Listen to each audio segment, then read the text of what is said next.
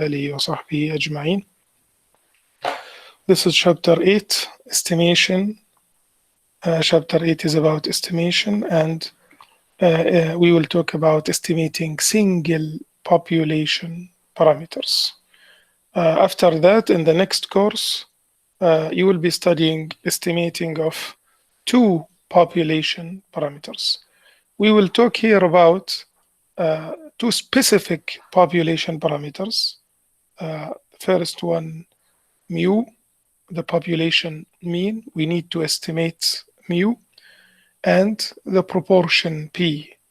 We need to estimate the population proportion p. So we will start in 8.1 by estimating mu. So we will estimate mu either by point estimate or confidence interval estimate. So let us understand the difference between them. When we say point estimate of mu, we mean x bar. So what is the point estimate of mu? It is x bar. In general, a point estimate is the statistic corresponding to the parameter. You know, the statistic is taken from the sample and the parameter is taken from the population. So what corresponds to mu? X bar. X bar is the sample mean, mu is the population mean. So X bar is the point estimate of mu. What is the point estimate of P? What is P? It is the population proportion. So what is the sample proportion? It is P bar. So P bar is the point estimate of P.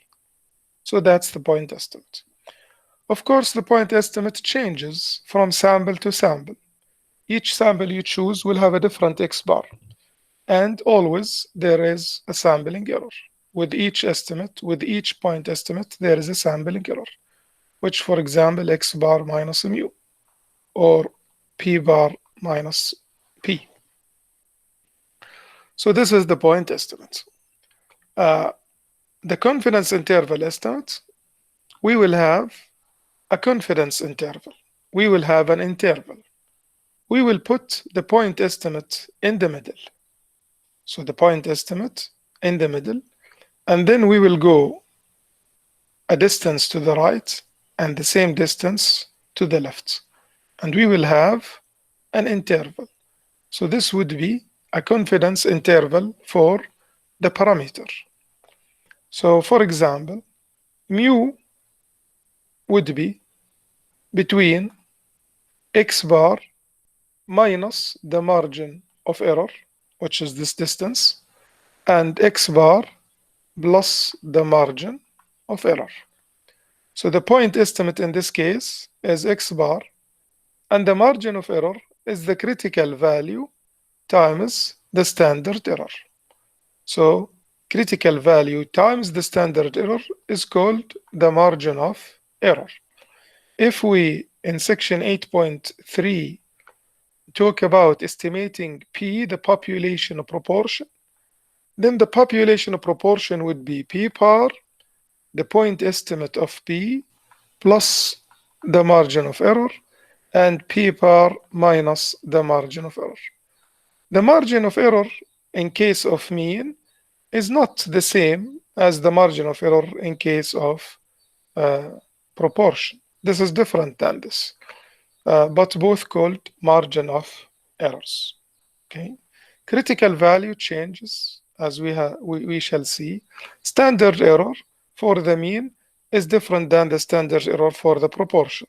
If you remember the standard error for the mean from chapter 7 is sigma over square root of n, while the standard error for the proportion is P times 1 minus P over n. These are the standard errors which we studied in chapter 7. So this is from chapter 7. So this is what we mean by confidence interval. Point estimate plus or minus critical value. Critical value usually Z or T, as we shall see. Z value or T value. and this is the standard error. If you multiply critical value times standard error, you get the margin of error. So the first part in this section is to construct the confidence interval estimate for mu, the population mean, when sigma is known. So sigma is given in the question. In chapter 7, we said that the sampling distribution of X bar is normal with mean equals to mu and sigma equals standard deviation of X bar, sigma over square root of n. Now, if you convert X bar to Z, then Z is X bar minus mu over sigma over square root of n. This is the formula we studied in chapter 7 to convert X bar to mu. Now, the probability that Z is between negative 0.196 and 1.96, you can find this from the standard normal table, is 0.95. So if you look, of course, to find this probability, you multiply 2 times the probability from 0 to 1.96. So you look to the Z table, to the number 1.9, this is 1.96, so this is 0.475. You multiply 0.475 by 2, you get 0.95. So the probability that Z is between 1.96 and negative 1.96 is 0.95. Z is X bar, so X bar minus mu. This is Z over sigma over square root of n between negative 1.96 and 1.96. Now, if we multiply by sigma over square root of n, we will have negative 1.96 sigma over square root of n less than or equal to X bar minus mu less than or equal to 1.96 sigma over square root of n. So if we add mu to both sides, we will get mu minus 1.96 times sigma over square root of n less than or equal to X bar less than or equal to mu plus 1.96 sigma over square root of n. So 95%, because this probability, now the probability of this is 0.95, so the probability, we will have the probability that mu minus 1.96 sigma over square root of n less than or equal to X bar less than or equal to mu plus 1.96 sigma over square root of n is also 0.95. Okay, so this probability is 0.95 and we changed Z to this. So this probability is also 0.95. So 0.95 or 95% of all sample means X bar are between these two values. Okay, are between these two values. So we can use this fact. Of course, we can find similar facts if you change these two numbers instead of negative 1.96, 1.96. If you talk about negative 1.28 and 1.28, you will find 80% of all sample means between these two values. Negative 1.645, 1.645, you will find 90% of all sample means between these two values. Now, what we need here, we need to estimate mu. So if you have mu in the middle, not X bar, so if you add X bar to both sides and multiply by minus sign, okay, to get mu, you will get that, in fact, mu is between X bar minus 1.96, or let us say Z value in general, times sigma over square root of n, and X bar plus Z sigma over square root of n. So this is the confidence interval. This is the confidence interval of our for mu. X bar is the point estimate. X bar is the point estimate. The critical value is Z, and the standard error is sigma over square root of n. So that's the formula for the critical value of for the confidence interval of mu.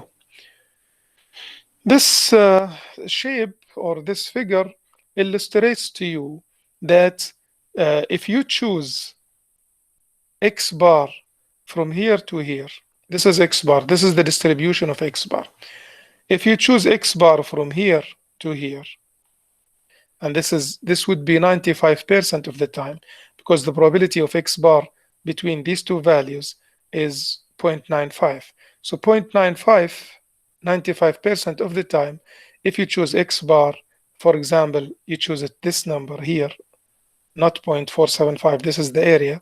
It's a number to the right of mu plus something.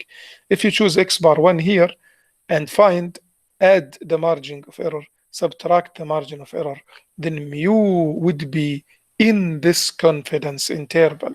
So you can say that 95% mu would be inside this interval if Z is 1.96, if the critical value is 1.96. If you change the critical value, the percentage will change. The 95% is called the confidence level. The 95% is the confidence level. It is the percentage of all possible confidence intervals that will contain the true population parameter. If you change the confidence level, Z will change the critical value. So we have seen that if Z is 95%, if the confidence level is 95%, the critical value would be 1.96. And also we have seen this one, 80% with confidence level 80%, 1.28 is the critical value, and with 90%, 1.645 is the critical value. Of course, these critical values are Z values, and they are found from the Z table. So for example, let me give you an example how to find these critical values. Find the critical value if confidence level is 81 or 82%, for example, okay? 82%. So what to do, how to find the critical value? You just sketch the graph of the confidence interval. The confidence interval always from here to here, okay? So this is Z, and the area given in the question, the confidence level always covers this area, 82% here. And Z, the critical value is this number. This is the number Z, or you can call it Z0, Z value. This is the number Z, which is the critical value. This is the critical value, all right? So how to find Z? We studied in section 6.2 how to find Z. You don't need this area, you need this area, the green area, okay? And to find the green area, you just divide 0.82 by 2. So you get 0.41. So the first step is to divide the confidence level by 2. And then you go to the table and look to 0.41 inside the table, because that's the area. So this is 0.40, 0.419. So go to the right from here. This is 0.4099. It's the closest number to 0.41. So Z value would be 1.34. So the critical value, in this case, the critical value, which is Z, will be 1.34. So similarly, so if you divide 80 by 2, 40.4, look to 0.4, you will find Z 1.28, and so on. So this is how you find Z, which is the critical value, if we change the confidence level. X bar sigma n would be given in the question, so you can find the confidence interval easily for mu using this formula. To interpret the confidence interval, you say, based on the sample data, with 90% confidence, this is the confidence level, we conclude that the population mean, which is mu, is somewhere between these two numbers, where this is x bar minus margin of error and x bar plus the margin of error. Okay, x bar minus margin of error and x bar plus the margin of error. So you just say like this: we are 90% confident that mu lies between these two numbers. What is the margin of error? As we mentioned, it is the critical value times the critical value times the standard error. This is the margin of error. It is the amount that is added to and subtracted from the point estimate. So you have x bar, you add plus or minus margin of error. This is the margin of error, which is the critical value times the standard error. So what is the margin of error? It is the critical value times the standard error. So it is z times sigma over square root of n. This is the amount you add to x bar. So here x bar, you add margin of error, or let us just call it E, and you add to get x bar plus E, and here x bar minus E. Okay, so you subtract E and you add E to get the confidence interval. At the end, mu would be between x bar minus E and x bar plus E. Now, the margin of error, if you increase Z, the margin of error will be increased, E will be increased.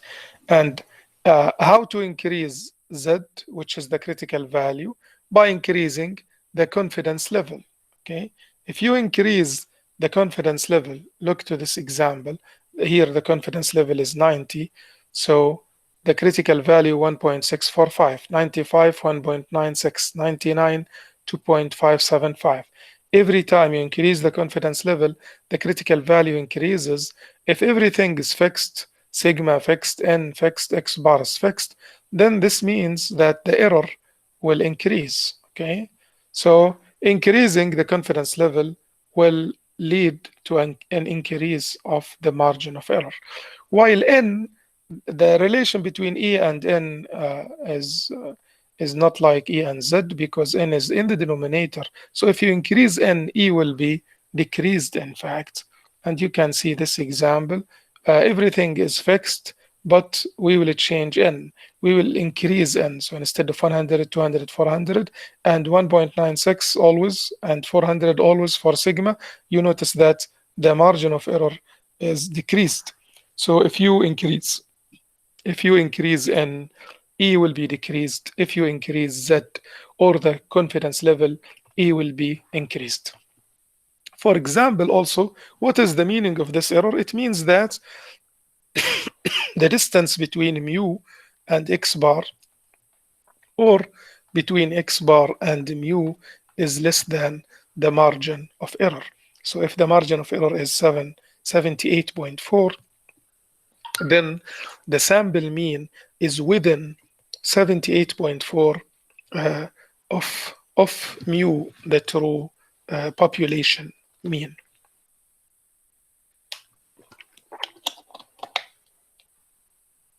So up to now, we have seen that the point estimates are subject to sampling errors, and for a given sample size, the percentage of possible confidence interval estimates that contain the true parameter, which is mu in our case, is equal to the confidence level. So this is the definition of the confidence level.